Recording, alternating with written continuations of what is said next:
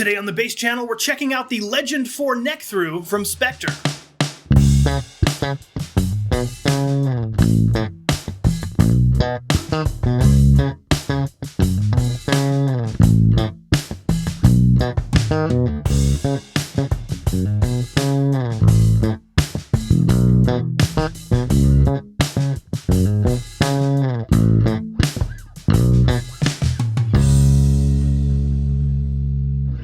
If you're new here, please consider hitting that subscribe button and don't forget to ring the notification bell. YouTube's algorithm has been a little bit weird lately, and clicking that bell makes sure that you get notified every time we release a new video. And if you want to get yourself some Bass Channel merch, check it out down below in the YouTube merch shelf or in the link in the description.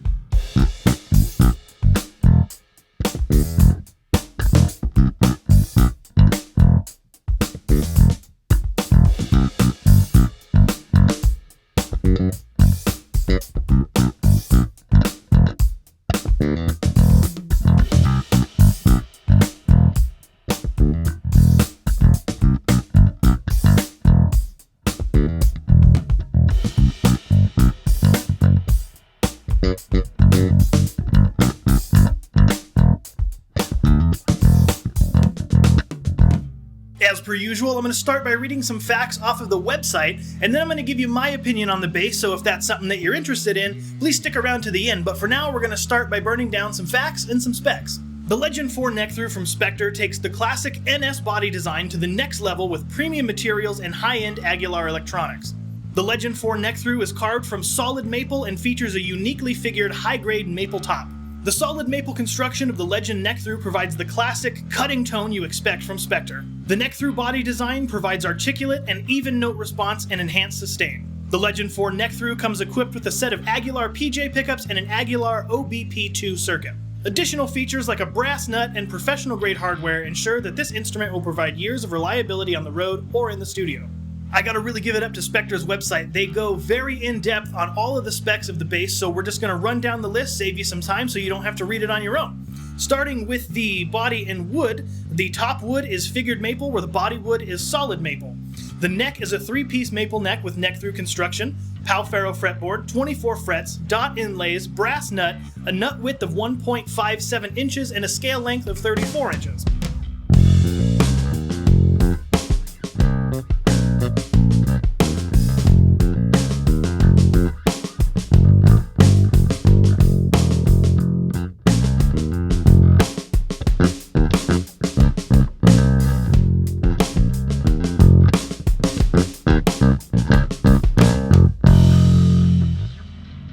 The pickups are the Aguilar AG4P and JHC. Now the JHC, the HC stands for hum canceling, so when you do solo that jazz pickup, you're not going to have to deal with any hum. And I appreciate that they provided the specific model because Aguilar has a number of pickups available, and it was very easy to find out exactly which one, so I did a little research on Aguilar's website. These are wound with 42 gauge wire, and they use an Alnico or Alnico 5 magnet, which is a very popular and really good sounding magnet. I like it a lot. The onboard preamp is Aguilar's OBP-2, which is a 2-band onboard preamp. The controls on deck are bridge volume, neck volume, bass boost and cut, and treble boost and cut.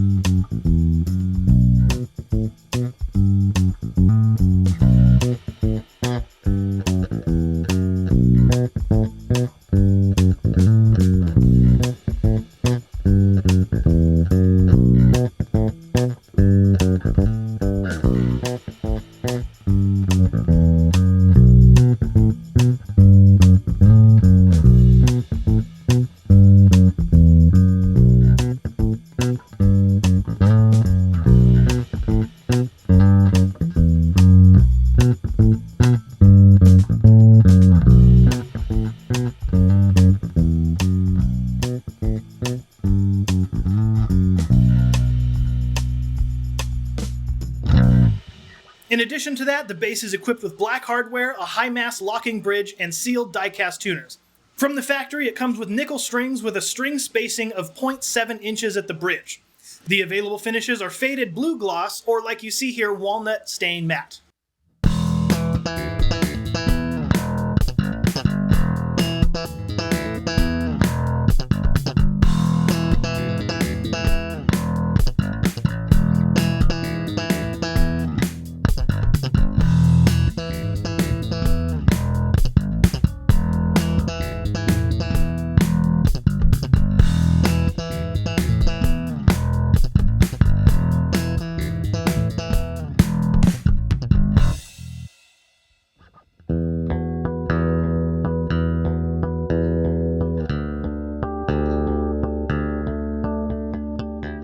I've had this bass in my possession for a little while, and in that amount of time we've been able to do quite a bit of cool stuff with it.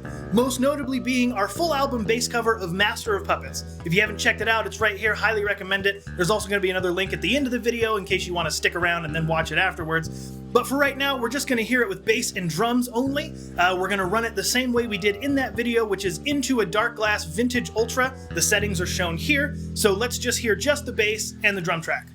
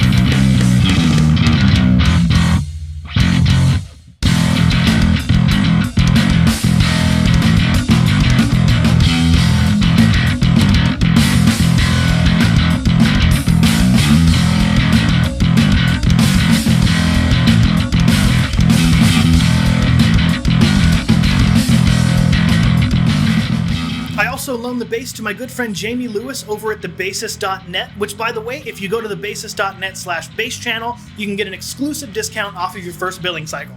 It helps support me, helps support Jamie, and most importantly, you get to learn something. So I gave the bass to Jamie. He did a collaboration track with Arnold from Arnold Plays Guitar. Check him out right here. First, we're going to hear just the bass track clean, and then I'm going to let you hear it in the mix clean, as well as in the mix with the B3K circuit on the Dark Glass Microtubes 900 V2 engaged to give it a little bit more of a fitting tone for that type of a track.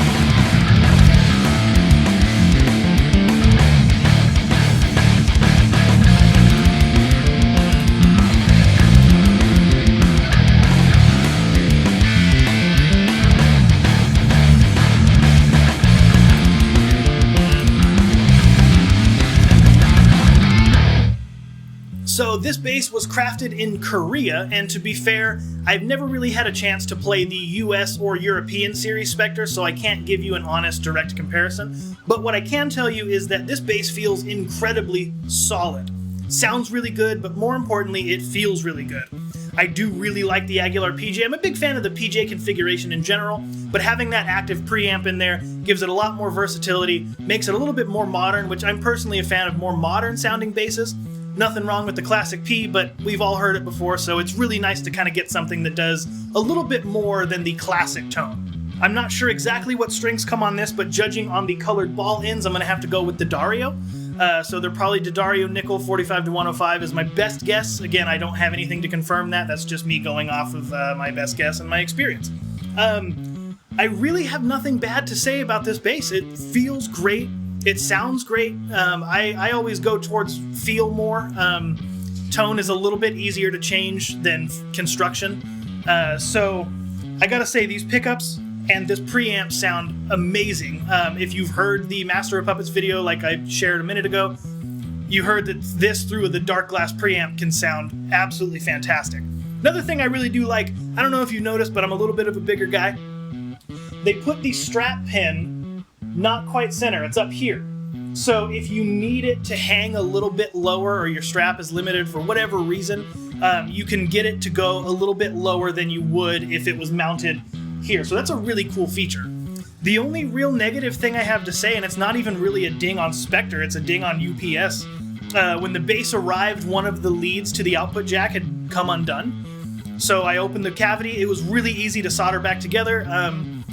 That's the only really negative thing I experienced, and again, that's not really on Spector, that's more on shipping. It probably got knocked loose or something.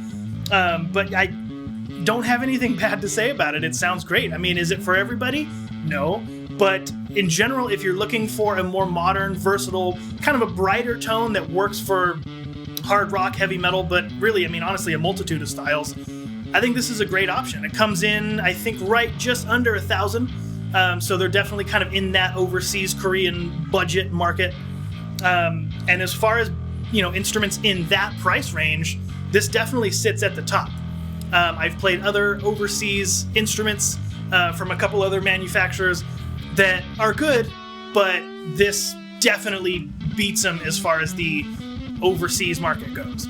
And that's really all I have to say about the bass. I think it's a home run all the way around. So thank you guys very much for watching. If you like this video and you want to see more, don't forget to hit that subscribe button. You can also check out Patreon for more secret and exclusive stuff. And right here, like I promised, is the full album bass cover of Master of Puppets. So until next time, I'm Chris from the Bass Channel, and thank you for watching.